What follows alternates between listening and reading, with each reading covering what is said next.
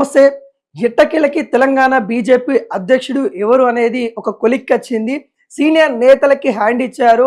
మరో నేతనైతే ముందుకు తీసుకొని వచ్చిన తరుణం అయితే కనబడతా ఉంది.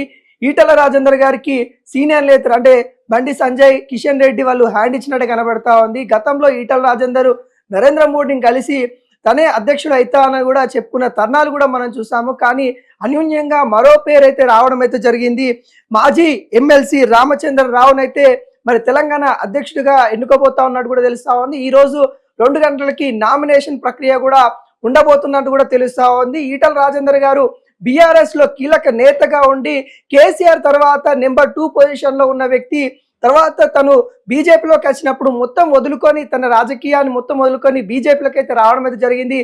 బీజేపీలోకి వచ్చి తను అన్యూన్యంగా బీజేపీలో కూడా కీలక నేతగా అయితే మారడం అయితే జరిగింది. తనకు కూడా కేంద్రంలో మంచి పొజిషన్ ఉంటుంది. ఎప్పుడైతే మల్కాజిగిరి పార్లమెంట్ సభ్యులు గెలిచిన తర్వాత తనకి కేంద్ర మంత్రి పదవి ఇస్తారని కూడా ఆశించారు.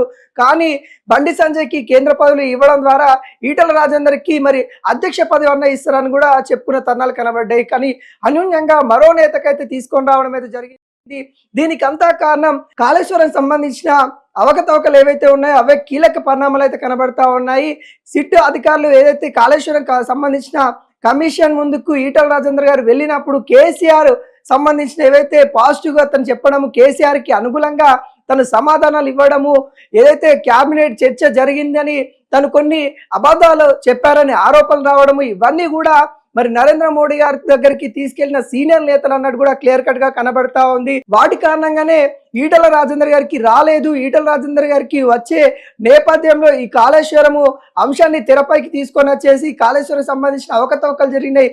దానిలో అప్పుడున్న మరి ఫైనాన్షియల్ మినిస్టర్ గా ఈటల రాజేందర్ గారు ఉన్నారు.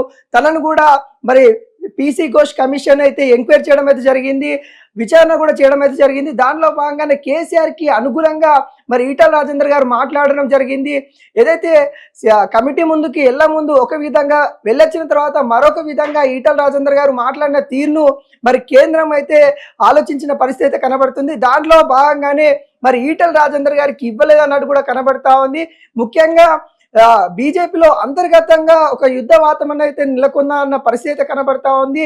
గతం నుండి కూడా బండి సంజయ్ వర్సెస్ ఈటల రాజేందర్ అంతర్గతంగానే వాళ్ళకి ఒక కోల్డ్ వార్ జరుగుతూ ఉన్న పరిస్థితి అయితే కనబడతా ఉంది. ఎప్పుడైతే ఈటల రాజేందర్ ఈ బీజేపీలోకి వచ్చిన నుండి కూడా మరో క్షణం నుండి కూడా బండి సంజయ్కి వాళ్ళిద్దరి మధ్యలో కొంత విభేదాలు అయితే తారస్థాయికి ఉన్నట్టు కూడా మనకు తెలుస్తా ఉన్నాయి. దాంట్లో భాగంగానే కీలకంగా మరి బండి సంజయ్ ఉన్న కిషన్ రెడ్డి వాళ్ళిద్దరు కలిపి మరి ఈటల రాజేందర్ గారికి అధ్యక్ష పదవి రాలేదన్నట్టు కూడా మనకైతే తెలుస్తా ఉంది.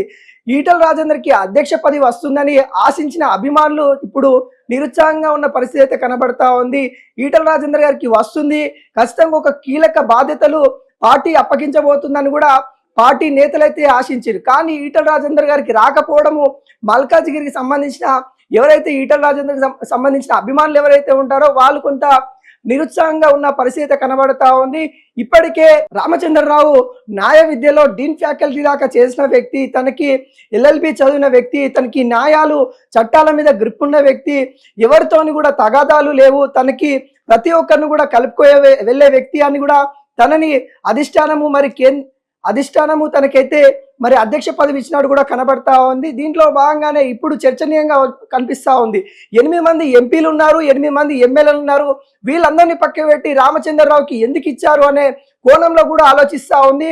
మరొక వైపు బీసీ నినాదము ఇటు బీఆర్ఎస్ లో కావచ్చు, కాంగ్రెస్ లో కావచ్చు, 2 పార్టీల్లో కూడా బీసీ నినాదము వినపడుతున్న వేళ ఒక ఓసీకి అయితే ఇవ్వడం అయితే జరిగింది. మరి ఈ పరిణామాలు ఏ విధంగా ఉండబోతున్నాయో మనం చూడబోవాలి.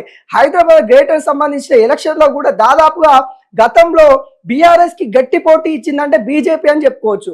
ఒకానొక క్షణంలో బీజేపీ మేజర్ సీటు కూడా సాధించుకుంటుందా అనే నేపథ్యం కనబడింది. అంత స్థాయిలో మరి హైదరాబాద్ లో మరి కార్పొరేటర్లు అయితే గెలవడం అయితే జరిగింది.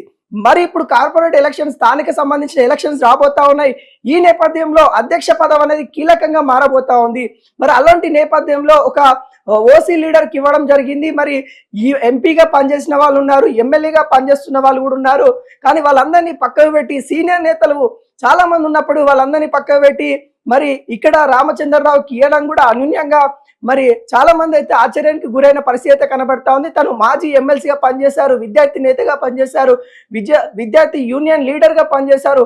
అనేక కోణంలో రామచంద్రరావు అయితే పనిచేయడం అయితే జరిగింది. ఈ అన్ని అంశాలు కూడా ప్లస్ అయినట్టు కూడా కనపడతా ఉంది. రామచంద్రరావు ఏదైతే నరేంద్ర మోడీకి కొంత కీలకంగా తను దగ్గరగా ఉంటారు. లీగల్ సెల్ సంబంధించి ముఖ్యంగా ఇక్కడ ఆలోచించింది ఏంటంటే లీగల్ సెల్ లా ఏం చెప్తా ఉంది, చట్టం ఏం చెప్తా ఉంది, వాటి మీద అవగాహన ఉన్న వ్యక్తిని మరి అధ్యక్ష పదవి ఇవ్వాలన్న నేపథ్యం కనబడుతుంది. దాంట్లో భాగంగానే రామచంద్రరావుకి ఇచ్చినట్టు కూడా కనబడతా ఉంది. ఇప్పటికే ఏదైతే అధ్యక్ష పదవి ఆశించిన ధర్మపురి అరవింద్ కావచ్చు, ఈటల రాజేందర్ కావచ్చు, మహిళా కోటలో నాకు వస్తుందని అనుకున్న డీకే అరుణ కావచ్చు, వీళ్ళంతా నిరుత్సాహంగా అయితే కొంతవరకు కనబడుతున్న నేపథ్యం అయితే మరి కనబడతా ఉంది.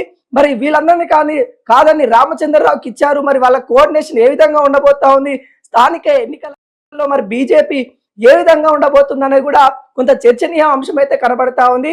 ఇప్పటికీ ఈ రోజు 2 గంటలకైతే నామినేషన్ ప్రక్రియ ఉండబోతా ఉంది.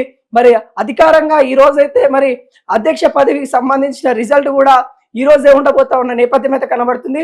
రేపు అంటే జూలై 1వ తారీఖు రామచంద్రరావు తన అధ్యక్ష పదవి చేపట్టనున్నట్టు కూడా తెలుస్తా ఉంది. ఎట్టకేలకి ఈటల రాజేందర్ అయితే సీనియర్ లీడర్లు అయితే హ్యాండ్ ఇచ్చినట్టు కనబడతా ఉంది. కాళేశ్వరం సంబంధించిన వివాదము ఈటల రాజేందర్ ని నిండా ముంచిందని కూడా చెప్పుకోవచ్చు. మరి చూడాలి తెలంగాణలో బీజేపీ ఏ విధంగా ముందుకెళ్తా ఉంటుంది. ఇప్పుడు స్థానిక ఎలక్షన్స్ అయితే రాబోతా ఉన్నాయి. ప్రణాళిక ఏముండబోతుంది అనేది కూడా ముందు చూడబోవాలి.